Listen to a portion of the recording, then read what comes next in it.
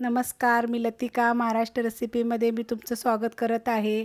आज मी तुम्हाला सुकटची भजी बनवून दाखवणार आहे। त्यासाठी बघा 1 वाटी मी सुकट पाण्यात भिजत घातली होती आणि 2 ते 3 पाण्याने स्वच्छ धुवून घेतलेले आणि पाणी पूर्णपणे निथळून घेतलेले आहे। अगोदर का मी तुम्हाला दाखवलं नाही कारण ह्याच्यामध्ये रेती असते तर धुयाला वेळ लागतो, त्यामुळे मी धुवून घेतलेले वाडगं घेतलेले। त्याच्यामध्ये आपण सुकट काढून घेऊया। तर बघा अशा प्रकारे बारीक आहे एकदम। त्याच्यामध्ये एक मोठ्या आकाराचा कांदा एकदम बारीक कापायचा, बघा अशा पद्धतीत कापून घ्यायचा आहे। कोथिंबीर जरा जास्तच टाकणार आहे आणि देठा सकाळ घेतलेले आहेत, बारीक कवळी देठ जेवढे असतील ना तेवढी देठ घ्यायची, म्हणजे चवीला छान लागतं। 2 चिमूट बघा हिंग पावडर, हिरवी मिरची आहे, आलं आहे, थोडंसं जिरं आहे आणि असं कुटून घेतलेलं आहे बघा। कापून टाकलं तरी पण चालेल।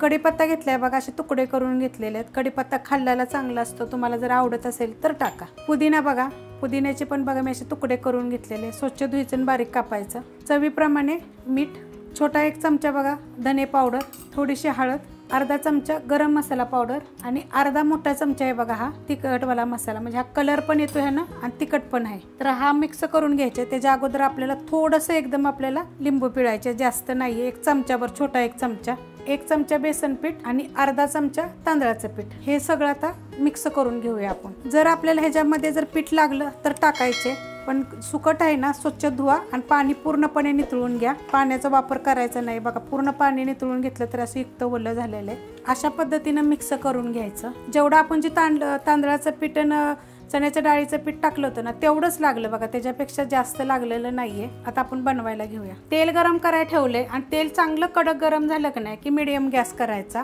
कारण की हा माझा मोठा बर्नेलचा गॅस आहे, त्यामुळे मी हमेशा मीडियम सांगते नाही तर बारीक सांगते। तर मीडियम गॅसवर करा आणि बघा असं पकडायचं आणि जास्त मोठे मोठे करायचे नाहीयेत, छोटे छोटे टाकायचे। हे बघा अशा पद्धतीत सोडायचे। एखादं जरी साईडला निघालं ना तरी चालतंय, पण पूर्ण निघत नाही ती, कारण मी जास्त पीठ नाही वापरलं। जास्त जर पीठ वापरलं की नाही तर ते जास्त कुरकुरेपणा येणार नाही, थोडंसं कमी वापरलं तर एकदम कडक आणि ते छान लागतात। करून बघा अशा पद्धतीत टाकून घेते मी, आणि जास्त नाही टाकायचे, थोडेच टाकायचे, काही थोडे टाकलेले आहेत। आता हे आपण एकदम गोल्डन कलर असल्यावर भाजून घेऊया, पलटी करून घेऊया बघा, एकदम मस्त असे होतात आणि एकदम कडक भाजायचे बघा। अशा पद्धतीत कलर आला पाहिजे, असे तळून घ्यायचे, एकदम मस्त लागतात बघा। आता हे आपण काढून घेऊया।